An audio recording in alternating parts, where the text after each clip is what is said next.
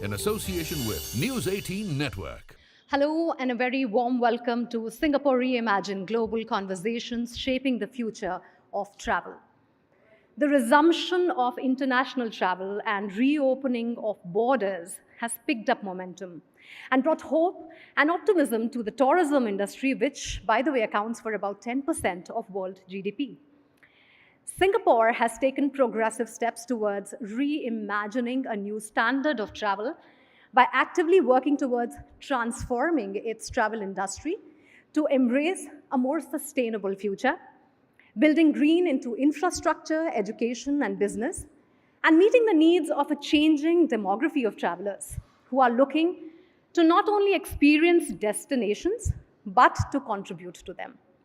We have brought together business leaders, change makers, and explorers from India and Singapore at this Singapore Reimagine Global Conversations Shaping the Future of Travel to lend their expert views. And to talk more on Singapore's plans to shape the future of travel industry and deliver this evening's welcome address, please put your hands together for GB Sridhar, Region Director, India, Middle East, South Asia, and Africa of Singapore Tourism Board.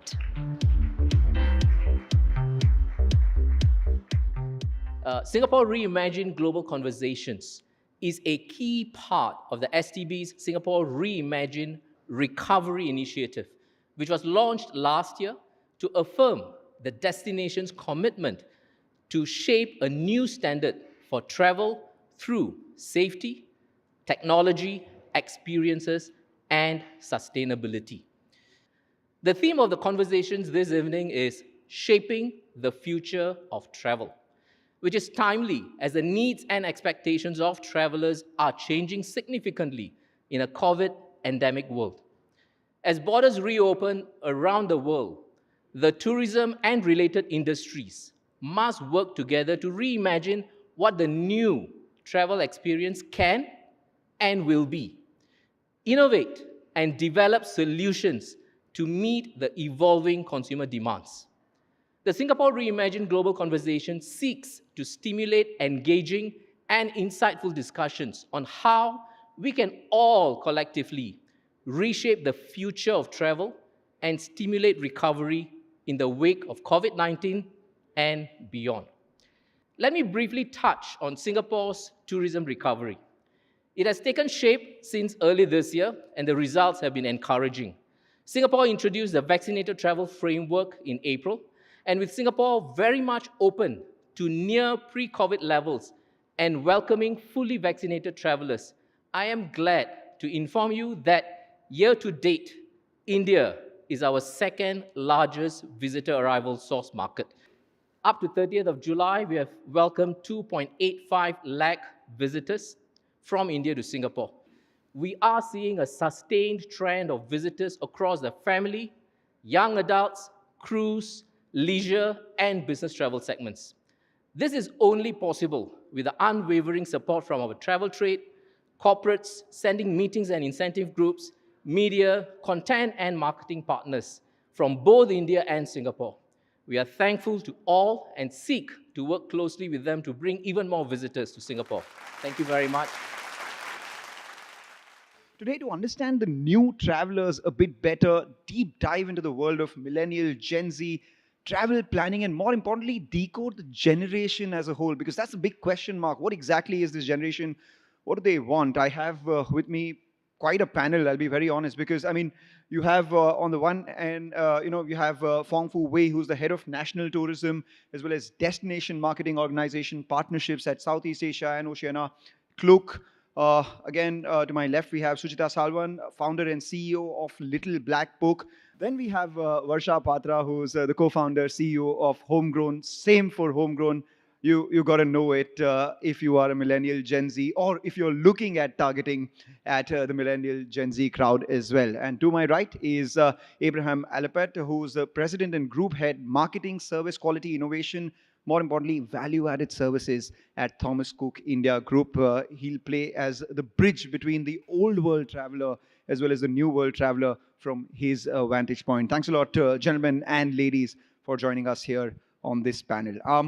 The first thing that everyone has on their mind when we talk about decoding the new age traveler, what exactly does he or she want, etc., it starts with trying to decode the new age person, so to say. I mean, once you try and understand who these people are, what is it they want, and how do you define these people, it's probably then easier to define what they want when they travel. How would you define and decode these people? I mean, we start with Fong. Well, I would some define it by age group, right? The ones born between the early 80s to early 2000s, between the ages of 18 to 35. I think that's one way to define it. But I think beyond that, the new age traveler is also based on his or her behaviors in terms of how connected he is digitally, how involved he is with being able to travel as well, and his or her inner desires in relation to travel. So I think besides defining it in terms of his or her demographics, it's also important to look in deeper into his or her psychographics and his or her desires in terms of how he travels. So that's how I would perhaps define the new age traveler. What about you? How would you define a new age traveler? At large, it's not for me. It's not so much about a demographic rather than a psychographic in how you think. And my mother is a new age traveler because she's progressive. She wants to experience and immerse herself in cultures and communities. She doesn't want a checklist on just the nightlife or the food at this place, or I have gone to a specific tourist destination. They want to immerse themselves in cultures. And I think the starting point really is to look at who this new age person is. It's someone who doesn't want to be confined and it's not pigeonholed to say, this is my identity, these are my only likes. They have varied passion points. Their identities are fluid. And I think they look for travel experiences that really feed into those passion points and feed into those identities and experience that they crave. So for me, that's really how I would look and define a new age traveler. A Thomas Cook standpoint, you've been giving tour packages, standard ones, etc. From there to now, do you think things have changed, and how do you define what the new customer of Thomas Cook wants? I think it's really not about the age, it's about the mindset. It's about how old or young they think they are. And this is really, to my mind, if you sort of break it up, the two manifestations that you see. And it's important for us because this context is about the economic end of travel, right?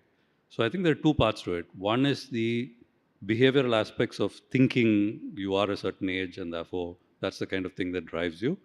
And two is what you do as a result from an economic standpoint. I think what we're seeing and increasingly more of in a country like India especially, where you've got 440 odd million, 34% of the population theoretically millennials, this is no longer a niche segment. This is mainstay, right? And this is where the economic power is already. This is not about the future. This is about now. So this is where the money is, and I think therefore this conversation is relevant. From an economic standpoint, I think the way they differ from the previous generation, which is the baby boomers and some of us, including me on this dais, is really in the fact that they are living for the moment, right? They are coming into a world of plenty. The parents saved for them to educate them and so on. It was about building a house and buying a car and stuff like that. This generation is born into plenty. They are thinking about now, consumption now, sharing now, growth now, experience now. And I think that's really the terrific opportunity. What we're seeing now, especially post-pandemic, is the whole shift into mono destinations, bigger depth, more experience-led.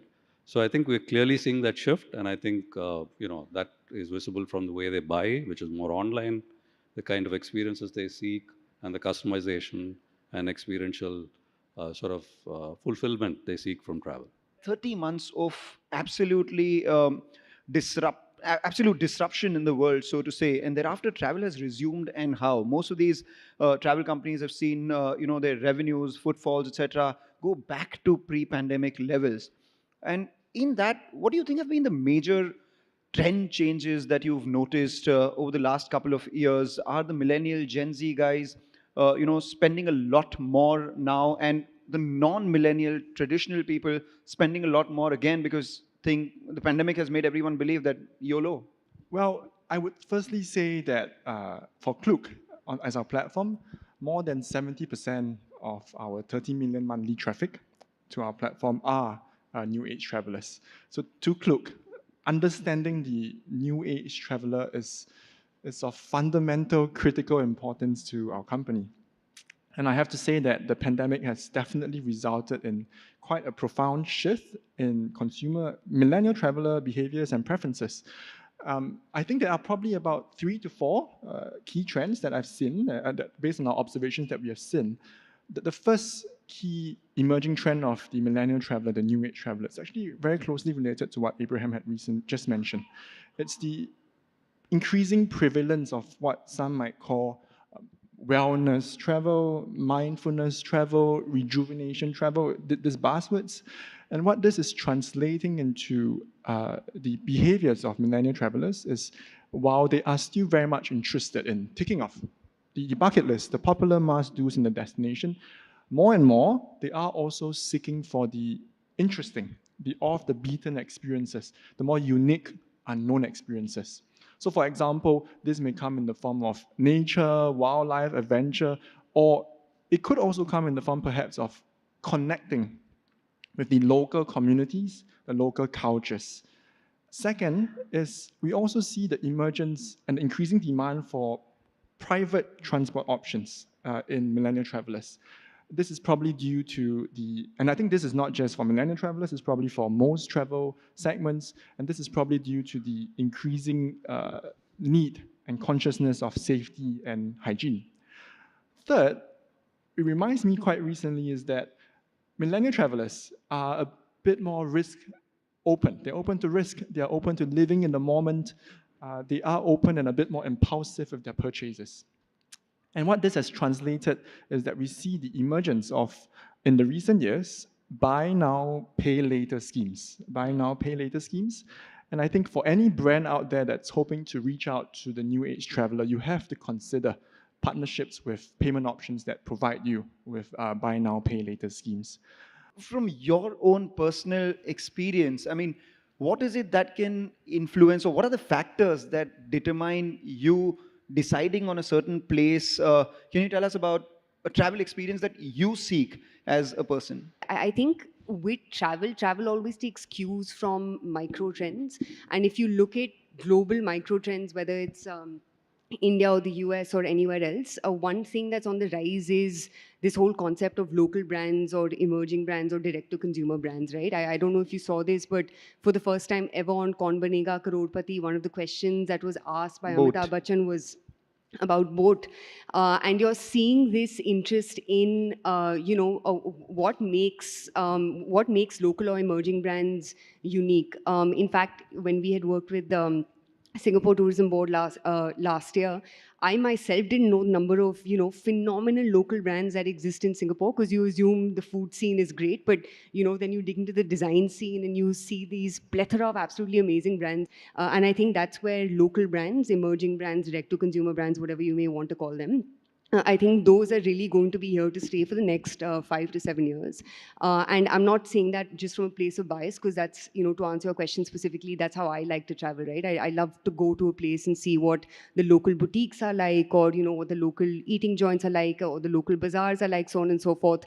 But it is in that very specific micro trend that I do see a large global travel trend also coming together. That, I think, has been quite a fulfilling conversation that we've had with these guys, and I have only to thank the wonderful people that are there on this panel. Thank you. Singapore Tourism Board presents Singapore Reimagine Global Conversations, shaping the future of travel, in association with News